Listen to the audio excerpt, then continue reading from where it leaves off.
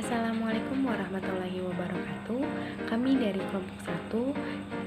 Di video kali ini kami akan membahas mengenai komponen-komponen dalam kurikulum. Kurikulum adalah seperangkat rencana pembelajaran yang terdiri dari topik yang terstruktur dan direncanakan dengan matang dan cermat terkait berbagai kegiatan serta interaksi sosial di lingkungan tempat kegiatan belajar mengajar. Gunanya mencapai tujuan pendidikan. Dalam sistem pendidikan memiliki 5 komponen, yaitu ada komponen tujuan, komponen isi, komponen strategi dan metode, keempat ada alat dan sumber, dan yang kelima ada komponen evaluasi. Yang pertama ada komponen tujuan. Komponen tujuan memiliki klasifikasi mulai tujuan yang paling umum hingga tujuan khusus yang bisa diukur. Kompetensi tujuan pendidikan diklasifikasikan menjadi 4. Yang pertama ada tujuan pendidikan nasional yang merupakan tujuan dan arah pendidikan secara umum yang harus dijadikan patokan atau pedoman bagi lembaga pendidikan di seluruh Indonesia, baik itu formal ataupun non-formal. Dalam Undang-Undang Republik Indonesia Nomor 20 Tahun 2003 Pasal 3 tentang Sisdiknas, Sistem Pendidikan Nasional, mengatakan bahwa pendidikan nasional itu untuk mengembangkan peserta didik agar beriman dan bertakwa kepada Allah Subhanahu wa taala, cerdas, serta menjadi warga Indonesia yang bisa bertanggung jawab, serta berilmu, memiliki akhlak mulia dan berkreatif. Yang kedua ada tujuan institusional atau lembaga. Tujuan yang harus dicapai didefinisikan sebagai kualifikasi yang harus dimiliki setiap siswa setelah mereka semua menempuh atau mendapatkan program di suatu lembaga pendidikan tertentu. Yang ketiga ada tujuan kurikuler atau TK. Tujuan yang harus dicapai oleh setiap bidang studi atau mata pelajaran merupakan bagian dari salah satu cakupan tujuan lembaga. Dengan demikian, setiap tujuan kurikuler harus dapat mendukung dan diarahkan untuk mencapai tujuan institusional. Lalu yang terakhir ada tujuan instruksional atau tujuan pembelajaran. Instruksional merupakan bagian dari tujuan kurikuler, sedangkan tujuan pembelajaran yaitu tujuan yang harus dicapai oleh guru dan siswa dalam satu kali tatap muka atau satu kali dalam pertemuan. Dalam setiap pertemuan harus memiliki tujuan tertentu untuk tujuan yang ingin dicapai. Komponen-komponen kurikulum yang kedua. Komponen kurikulum yang kedua adalah komponen isi. Sebelumnya, apakah teman-teman sekalian tahu apa itu komponen isi? Jadi, komponen isi adalah komponen yang didesain untuk mencapai komponen tujuan. Yang dimaksud dengan komponen isi atau materi adalah bahan-bahan kajian yang terdiri dari ilmu pengetahuan, nilai, pengalaman, dan keterampilan yang dikembangkan ke dalam proses pembelajaran guna mencapai komponen tujuan. Komponen tujuan dengan komponen materi atau dengan komponen-komponen yang lainnya haruslah dilihat dari sudut hubungan yang fungsional. Sesuai dengan rumusan tersebut, isi kurikulum dikembangkan dan disusun berdasarkan prinsip-prinsip sebagai berikut. Yang pertama, materi kurikulum berupa bahan pembelajaran yang terdiri dari bahan kajian atau topik-topik pelajaran yang dapat dikaji oleh siswa dalam proses belajar dan pembelajaran. Yang kedua, materi kurikulum mengacu pada pencapaian tujuan masing-masing satuan pendidikan. Perbedaan dalam ruang lingkup dan urutan bahan pelajaran disebabkan oleh perbedaan tujuan satuan pendidikan tersebut. Yang ketiga, materi kurikulum diarahkan untuk mencapai tujuan pendidikan nasional. Dalam hal ini, tujuan pendidikan nasional merupakan target yang hendak dicapai melalui pencapaian materi kurikulum.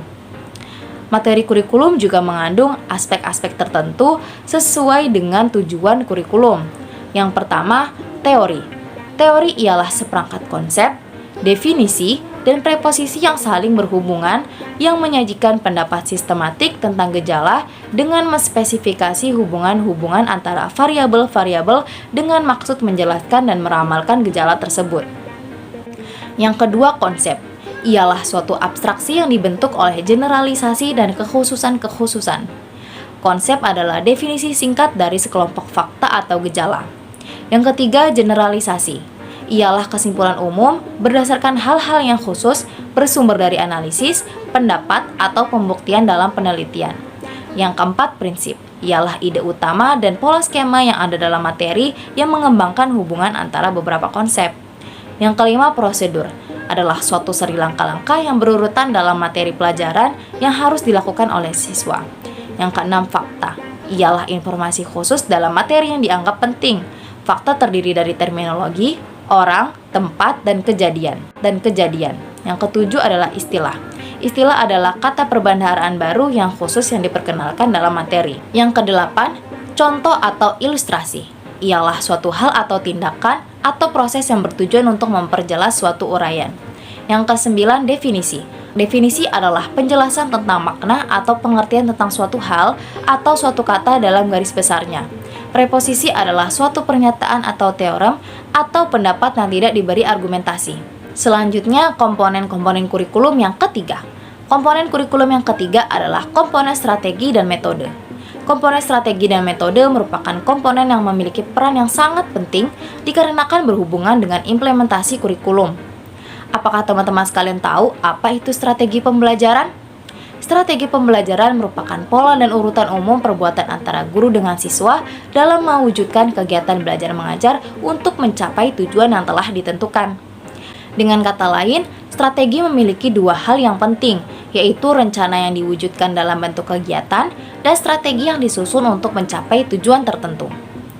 Sedangkan metode adalah upaya untuk mengimplementasikan rencana yang sudah disusun dalam kegiatan belajar nyata agar tujuan yang telah disusun tercapai secara optimal. 4. Alat dan sumber. Walaupun fungsinya sebagai alat bantu, akan tetapi memiliki peran yang tidak kalah pentingnya dalam kemajuan teknologi seperti sekarang ini, memungkinkan secara siswa dapat belajar dari mana saja, kapan saja dengan memanfaatkan hasil-hasil teknologi. Oleh karena itu, peran dan tugas guru bergeser dan peran sebagai sumber belajar menjadi peran sebagai pengelola sumber belajar. Melalui penggunaan berbagai sumber itu, diharapkan kualitas pembelajaran akan semakin meningkat. 5. Komponen evaluasi. Komponen evaluasi adalah komponen kurikulum yang melakukan seleksi terhadap siapa yang berhak untuk diluluskan dan siapa yang belum berhak diluluskan. Karena itu, siswa yang dapat mencapai targetlah yang berhak untuk diluluskan, sedangkan siswa yang tidak mencapai target atau perilaku yang diharapkan tidak berhak untuk diluluskan. Bagi guru, evaluasi dapat menentukan efektivitas kinerjanya saat ini. Sedangkan bagi pengembang kurikulum, evaluasi dapat memberikan informasi untuk perbaikan kurikulum, evaluasi serta dapat memberikan informasi untuk perbaikan kurikulum yang sedang berjalan. Evaluasi sebagai alat untuk melihat keberhasilan dapat dikelompokkan dalam dua jenis, yaitu tes dan non-tes. Yang pertama ada tes. Tes harus memiliki dua kriteria, yaitu kriteria validitas dan reliabilitas. Jenis-jenis tes terdiri atas tes hasil belajar yang dapat dibedakan dalam beberapa jenis. Berdasarkan jumlah peserta, tes hasil belajar dapat dibedakan menjadi tes kelompok dan tes individu. Menurut lingkup luas bahan dan jangka waktu belajar, dibedakan antara evaluasi formatif dan evaluasi sumatif. Evaluasi formatif ditujukan untuk menilai penugasan siswa-siswa terhadap tujuan-tujuan belajar dalam jangka waktu yang cukup pendek. Tujuan utama dari evaluasi formatif sebenarnya lebih besar ditunjukkan untuk menilai proses pengajaran. Dalam kurikulum pendidikan dasar dan menengah, evaluasi formatif digunakan untuk menilai penugasan siswa setelah selesai mempelajari satu pokok bahasan. Hasil evaluasi formatif ini terutama digunakan untuk memperbaiki proses belajar mengajar dan membantu mengatasi kesulitan-kesulitan belajar siswa. Dengan demikian, evaluasi formatif selain sebagai fungsi menilai proses juga merupakan evaluasi atau tes diagnostik. Evaluasi sumatif ditujukan untuk menilai penguasaan siswa terhadap tujuan-tujuan yang lebih luas sebagai hasil usaha belajar dalam jangka waktu yang cukup lama, 1 semester, 1 tahun atau selama jenjang pendidikan. Evaluasi sumatif mempunyai fungsi yang lebih luas daripada evaluasi formatif. Dalam kurikulum pendidikan dasar dan menengah, evaluasi sumatif dimaksudkan untuk menilai kemajuan belajar siswa atau kenaikan kelas, kelulusan ujian, serta menilai efektivitas program secara menyeluruh. Selanjutnya ada non-tes. Non-tes adalah alat evaluasi yang digunakan untuk menilai aspek tingkah laku, termasuk sikap, minat, dan motivasi. Ada beberapa jenis non-tes sebagai alat evaluasi, di antaranya wawancara, observasi, studi kasus, skala penilaian. Evaluasi dapat digunakan oleh guru atau pihak-pihak lain yang berwenang atau diberi tugas seperti kepala sekolah dan pengawas, tim evaluasi kanwil atau pusat. Sesuai dengan prinsip sistem evaluasi dan umpan balik diadakan secara terus-menerus. Walaupun tidak semua komponen mendapat evaluasi yang sama kedalamannya dan keluasannya. Karena sifatnya menyeluruh dan terus-menerus disebut, maka evaluasi pelaksanaan sistem mengajar dapat dipandang sebagai monitoring.